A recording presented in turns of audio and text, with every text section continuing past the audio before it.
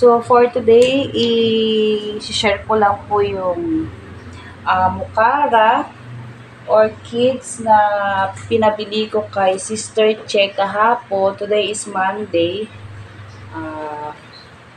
Kahapon kasi nagpunta siya sa Grotto Church. Doon siya nagsimba. At sinamantala ko yung pagkakataon at chinat ko siya, sabi ko, baka may mga orchids dyan, ibili mo naman ako. So, ayun, binilhan niya ako, pinicturean niya isa-isa. So, bumili ako ng tig-isang klase na meron yung nagtitinda. Isang honey red or robin. Ito po. So, yan yung isa kong pinabili sa kanya. At isang pani yellow. Ayan. Medyo lantana talaga yung flower niya. So, hindi siya top cut. Cakey ulit. Ayan po.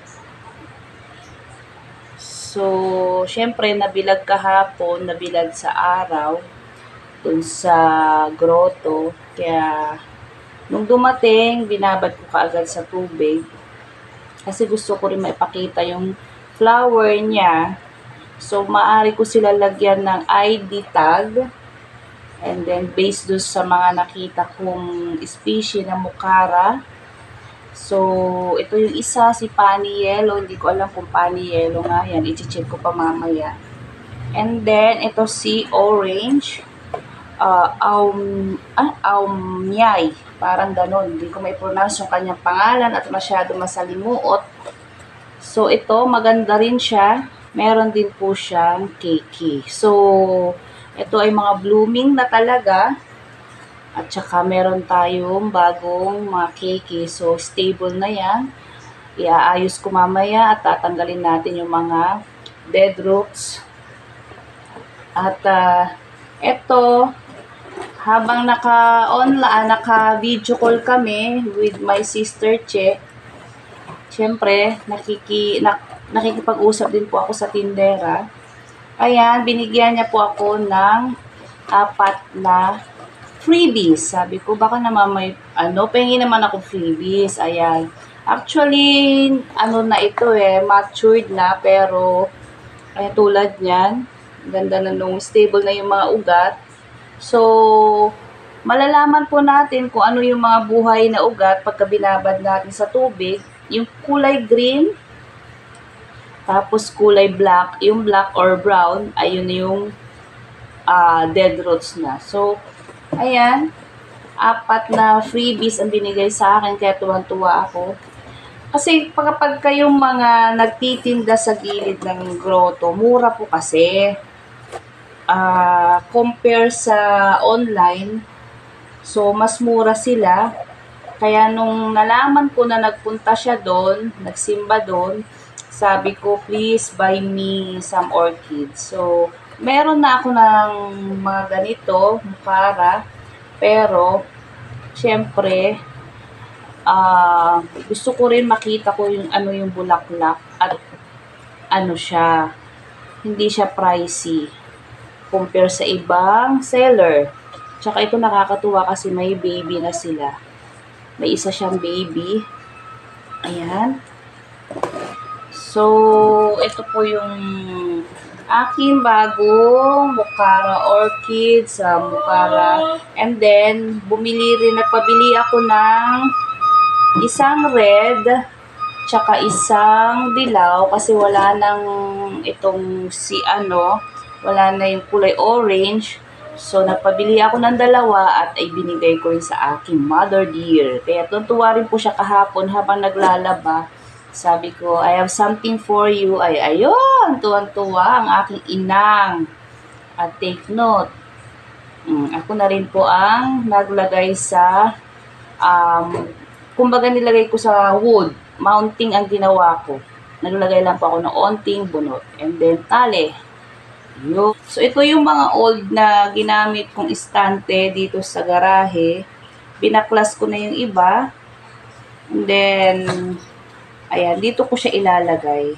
So, mamaya, magtutusok na lang ako ng tornilyo dyan para hindi na ako magpukpok. Para mayroon akong pagtatalian ng alambre na sa ganun maibibitin natin. Ayan. So, dito ko ilalagay, mga kaibigan. At syempre, meron po tayong coconut husk at panali. Ayan, mag-i-start po tayo.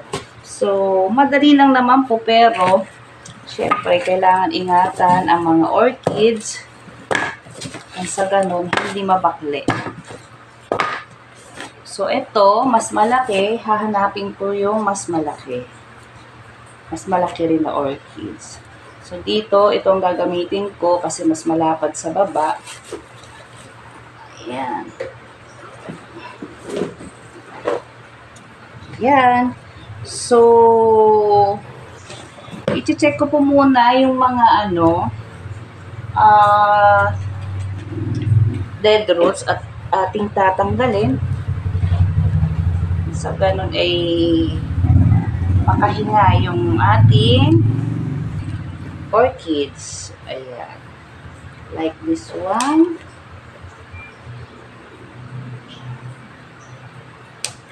So, madaling makita kasi yung iba malambot na. Kumbaga, malutong na. Lalo pag binabad nyo sa tubig, makikita nyo yung mga dead roots. So, hindi ko kasi, yung iba, buhay pa naman yung iba. Yan. So, stable na yung roots niya. At saka yan, meron siyang bagong keiki sa baba. So, yung mga gustong mag-kolekta ng orchids, try nyo po sa grotto. Sa may simbahan, nakalagay lang po sila sa basket. Mas mura. Siyempre. Kasi mahirap siyang i-posisyon sa tama.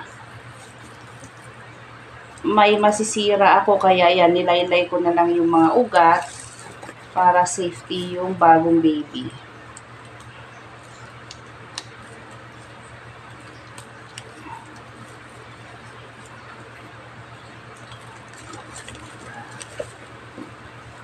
So, mamaya, lalagyan ko na rin po ito ng ID. Na sa ganon, mawala man po yung kanyang flower, alam ko na kung ano yung magiging kulay ng bulaklak niya ulit. Ayan. Walang mag-hold ng moist para sa ating mga orchids. Ayan. Nakaisa na po tayo. So, tatapusin ko po lahat and then i-update ko po kayo. Ayan, done na po yung isa natin.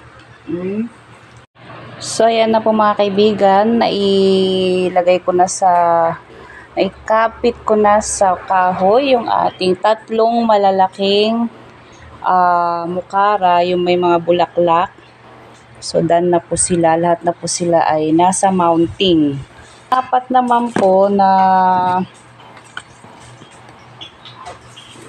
keikis.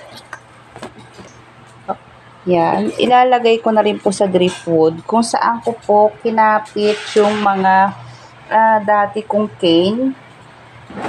Ayan. Actually, ano lang to, DIY. Yun nga, nasa paso yung ating kahoy. At nilagyan ko lang din po ng bato. So, ito yan. Yung dati kong pinagkapitan, ayan, meron na siyang keiki. So, ito, putol lang yan. Itong, na to, dendro, naputol lang yan. Then, tinali ko dyan, nilagyan ko ng unting bunot.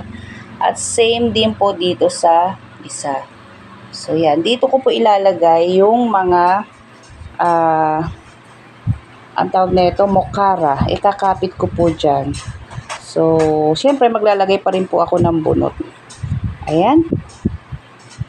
Ito yung iba kong tinali, hindi pa rin sila nag-progress, same pa rin.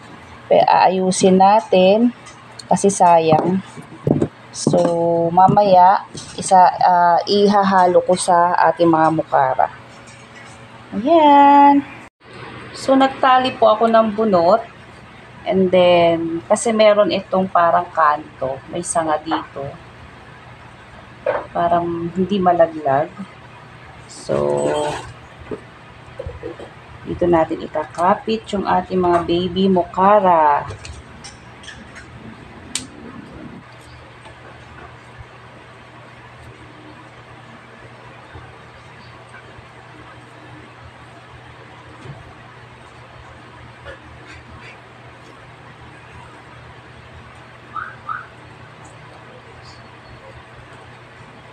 Bababa ko lang sa konti.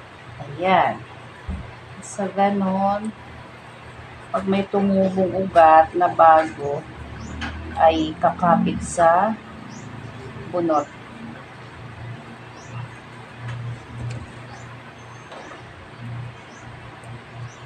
Okay.